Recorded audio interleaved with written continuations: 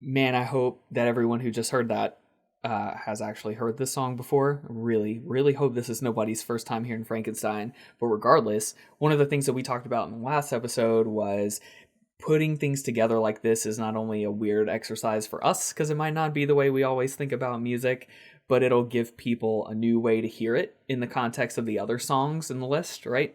And I think one thing this will do, if you really go and like we're hoping you do, like actually stop when the music might play on the podcast, go play the entire song and come back.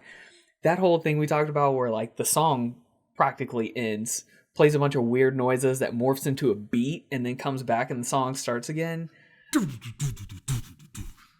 First of all, that's how all music should work. No question. This is all songs should be written this way. But the reason it's called Frankenstein is because it's essentially like a 20 or 30 minute collection of jams that they had no reasonable way to put together into a song. So they chopped it together and called it Frankenstein. I did not ever know that. That makes sense. It's pretty schizophrenic. Yeah, and right. And one of the things you mentioned in the last episode, and because we're trying not to make these 8-hour podcast episodes, we didn't go too far into, but like I think one key thing that pops out about instrumentals and plays out here when you're talking about literally like chopping together different riffs and stuff, the bass always plays an important role in an instrumental, at least in the very classic rock format, right?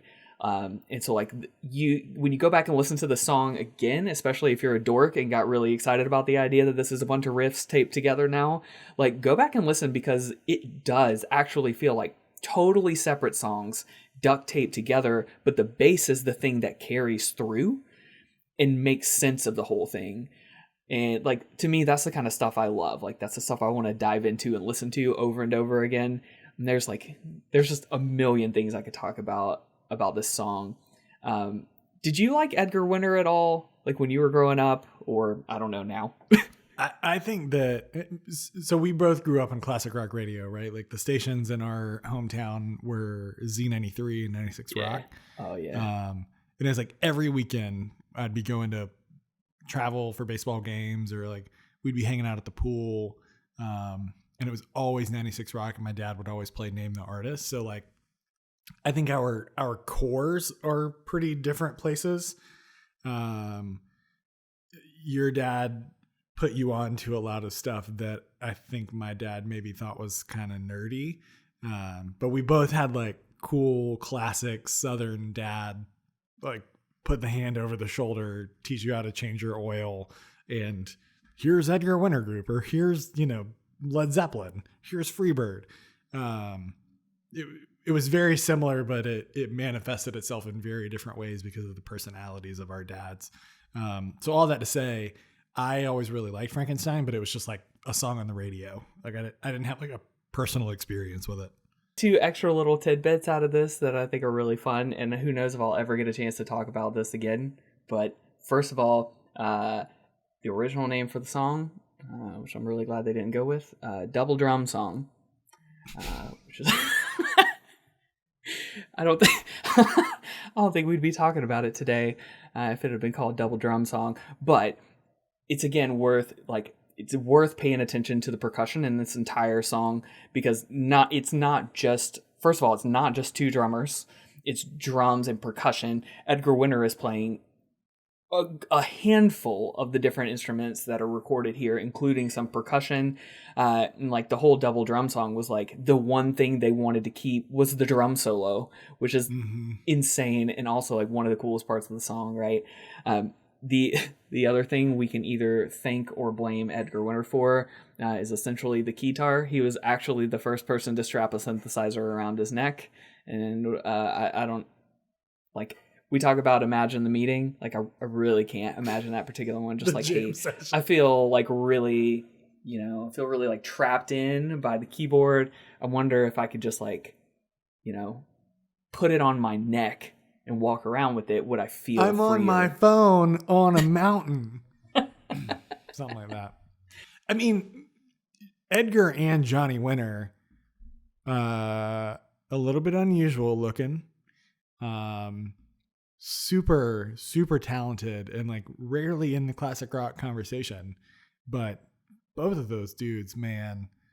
Johnny a little more of a like blues hard edge traditionalist, and Edgar more of the like prog weird leaning type stuff. But if you're into guitar music of any stripe, like you have got to check both Winter Brothers out separately and together. And Edgar Winter plays the keyboard like a guitar all the time. It's awesome. Yeah. So, okay.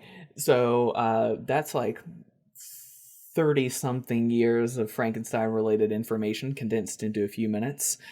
So let's move on to something that was probably even... For the record, before we move on, I just want to say that is the number one song that I think of when I think of you. They're like, give us a Cliff song. Frankenstein by Edgar Winter Group. As it should be. So that was a song that influenced me, obviously. It kind of like framed the whole way I think about music in general. Also, put in a pre-existing soft spot for instrumentals. I think we talked about kind of having like a reserves playlist in case one or the other person doesn't put some important ones on there. Yep. So I gotta make sure that Rumble gets played. So Link Ray and his Raymen. This I really don't like saying it now that I think about it. The cadence of Link Ray and his Raymen doesn't feel good to me. But anyway, noodles. Link Ray and his semen. I just nautical themed Link Ray songs. So like that was the thing I was trying to avoid saying by implying it instead of saying it. Oh no, you can count on me to beat it over the head. I do. So Rumble is awesome for a million reasons, but the most important ones, and one of the reasons I put it kind of here in the playlist, first of all, it's a huge badass song, which at the time, or now listening back to the song, I don't know, sounds like early rock and roll, sounds like a dude with swagger, whatever. This song was banned. This song was an instrumental song that was banned because somebody thought it would incite riots. Like, just like thinking back about when people thought the drums would summon the devil if you played them wrong. Like, these little nuggets of American and world life. Played a record backwards that contained hidden messages and stuff. Yeah. Just like these little snapshots of like, hey, remember when you sit at home with yourself each day that there's probably something that you believe really strongly that we're all going to laugh about in like 20 years as insane. This is one of them. So, but not only was this song itself like banned and people were scared for whatever reason, but this song specifically impacted music in an exponential way. Like, it changed the whole landscape of what we ended up with, especially in terms of classic rock. There would be none of this stuff, including Led Zeppelin or The Who or any of these other bands, unless Link Ray had come first. And I knew about this song because it's one of these that it's embedded in you somewhere. If you've listened to enough music, you've heard it for sure and might not recognize it. But the part in It Might Get Loud, where Jimmy Page is just like, he's got the record and he's like moving around to it. And he talks about like, he talks about it from the perspective, when you really listen to those words he uses, he talks about all these different entrances that Link Ray plays with his guitar, right? And like, it's such an interesting way to capture how guitarists ended up thinking about their own instrument as electric guitars were becoming a thing at all. Because what he's pointing out is in this song, which is otherwise like really simple, that like you play through the stanza, you do something kind of different and weird at the end of the stanza, and then you kind of like back up, reset, and then come at it again with your guitar in like a very slightly different way. And it sounds really simplistic now, but like, these guys who are our guitar idols now were kids listening to this song, and there had never been anything like it before. So Rumble is not only worth listening to for sure, but also gives me a really cool way to set up the rest of this playlist. I think Rumble is the ultimate argument for feel and the importance of feel, right? Because you downplayed it a couple of times, like it's you maybe can't hear the gravity of it now, but like watch an old video of Link Ray In fact, Dust to Digital, that incredible account, just posted a live video. It was Link Ray's birthday or something recently, and they're playing it live. And one of the beautiful things about Link is like he was one of those artists that always let it just kind of take on the character of the evening. And it was like borderline sludgy the way that he was playing it. They were like, they had the tempo slowed down a little and were really bringing out the nastiness of that. Wow. Yeah. And it's just all about attitude. One of the comments was basically like, Link Ray embodies every aspect of the bad boy that you've always wanted to be because of rock and roll. Like, you know, dark sunglasses, leather, cigarettes, like strut and walk. Rumble is like one of the hardest songs.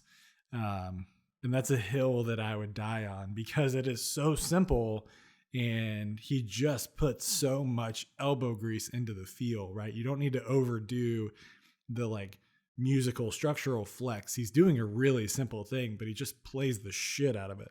Yeah. And it ends up being really successful because of that.